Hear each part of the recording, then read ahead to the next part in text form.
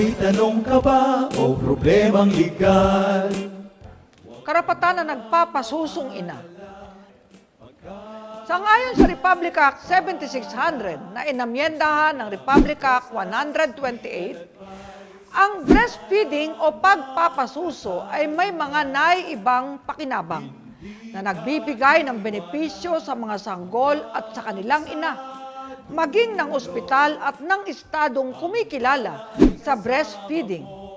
Kaya naman, ang Estado ay nagbigay ng insentibo sa mga ospital na nagbibigay ng rooming in at breastfeeding practices.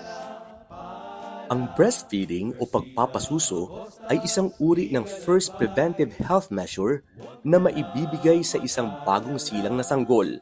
Pinaglalapit din ito ang relasyon ng ina at ng kanyang anak. Bukod sa masustansya ang gatas ng isang ina, makatitipid din ng pamilya dahil mababawasan ang pagbili ng infant formula para sa sanggol.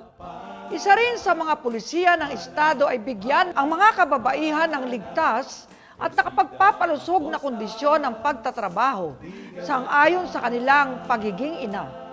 Ito ay ayon sa Section 2 ng Republic Act 10028 kung saan isinasaad na The state shall likewise protect working women by providing safe and healthful working conditions, taking into account their maternal functions and such facilities and opportunities that will enhance their welfare and enable them to realize their full potential in the service of the nation.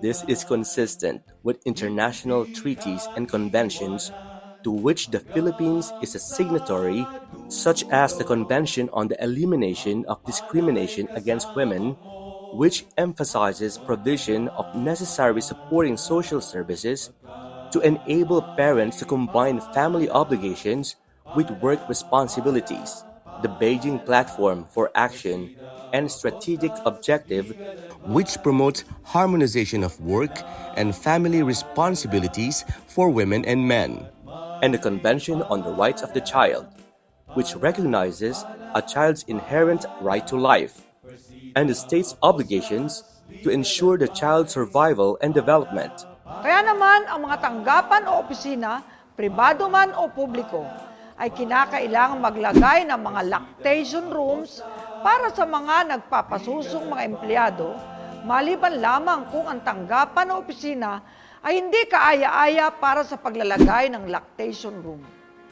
Bilang pagkilala ng Estado sa kahalagaan ng breastfeeding, ang mga nagpapasusong nanay ay may karapatang magbigyan ng break o pahinga para magpasuso o ipunin ang kanilang gatas sa isang lactation room na itinalaga sa kanilang pinapasukan sang-ayon sa Section 7 ng Republic Act No. 7600 as amended, kung saan nakasaad na Section 12. Nursing employees shall be granted break intervals in addition to the regular time off for meals to breastfeed or express milk. These intervals, which shall include the time it takes an employee to get to and from the workplace lactation station, shall be counted as compensable hours worked. The Department of Labor and Employment, or DOLE, may adjust the same, provided that such intervals shall not be less than a total of 40 minutes for every 8-hour working period. Yun at ito pala! po ang ating hashtag #PalaKnows. Manood, magtanong, para matuto.